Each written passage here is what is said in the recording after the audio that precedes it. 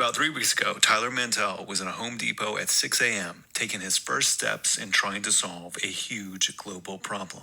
Just looking at just a wall of parts and pieces and hoses, just trying to figure out what I could put together to put together a baseline ventilator. A mechanical ventilator that could assist someone who has trouble breathing because they have COVID-19. And anytime you're starting a design process, you need something. As you're communicating with teams, the first thing you put together allows people to understand direction, and it defines things you never thought you'd define. So just having a physical construct can always be very helpful. So the problem that we have over here right now is a technical problem. It's a problem that they don't have ventilators, and that is a physical thing that they need. It is not a social thing. So right now, in terms of the type of problem we're working on, we're going down this path over here. So let's keep listening. Tyler and his colleagues are in the Home Depot, and none of the stuff on the wall is designed for ventilators. Staring at a wall of one-way valves for PET connections, they didn't fit onto what we were using at all. They were silly, but they were the wrong pressure grade. Everything was wrong about it.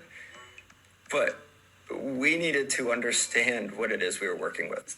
So they had an unclear problem. They needed ventilators, but they didn't have the right parts. They were looking at a wall of parts, and on that wall, there are part A, B, C. There's so many different things, and all of them could be potentially used, but they didn't know. It was unclear because there's a lot of potential interactions that could happen that would not work.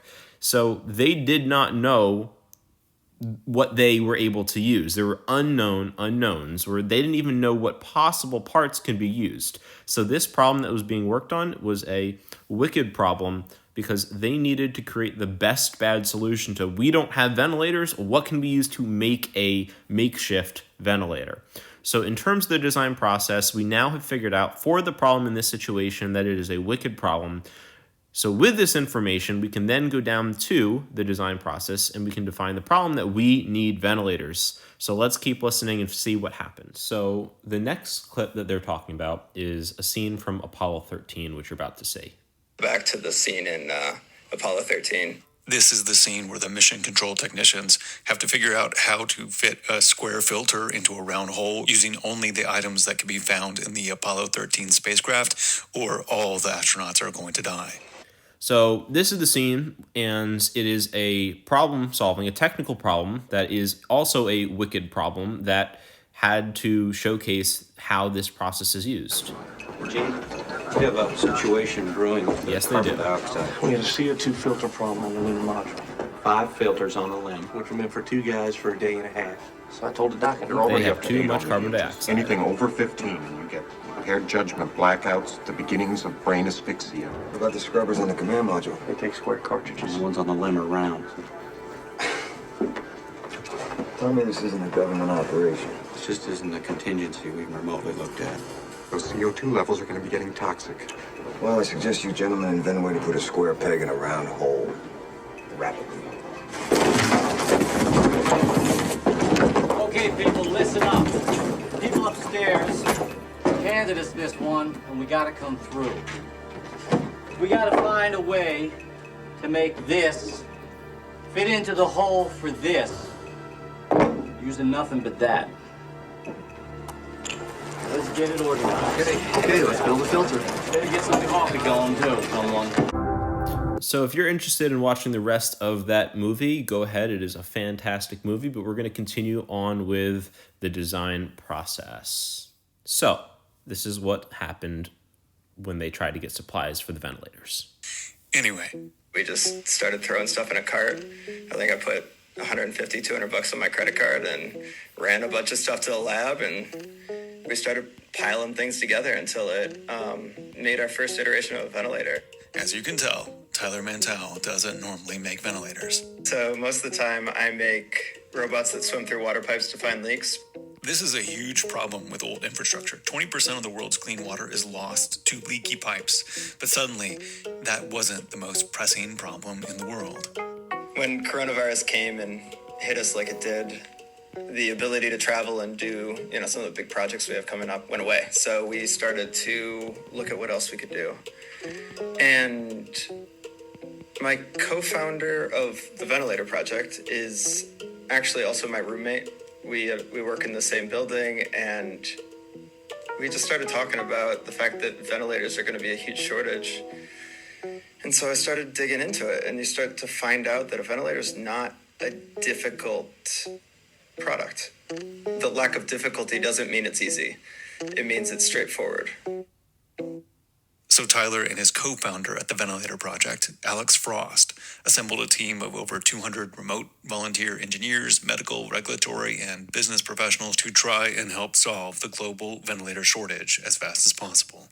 And even though the details from company to company are very different, a lot of manufacturers are making a similar pivot. You know, if you're a manufacturer, that's kind of what you're always looking like, could we make something like that? Could we make that? That's sort of in our blood, you know? This is Matt Anderson, the co-founder of Sound Devices. They normally make high-end audio mixing and recording consoles. A couple weeks ago, I was texting back and forth with my head of manufacturing, Lisa, and said, you know, I wonder if we could make ventilators or masks or something. They ended up concentrating on face shield masks. I came in and talked to my sales guys and said, hey, do you guys want to call some hospitals and see if this is true about there being a shortage? Because I don't know. And they made some calls and they came back and they said, yeah, definitely hospitals really need these badly. So that's, you know, a few minutes later, we just started buying parts. You know, that was on a Monday that we started that. And then it was 32 hours later, we had the first ones coming off the end of the line.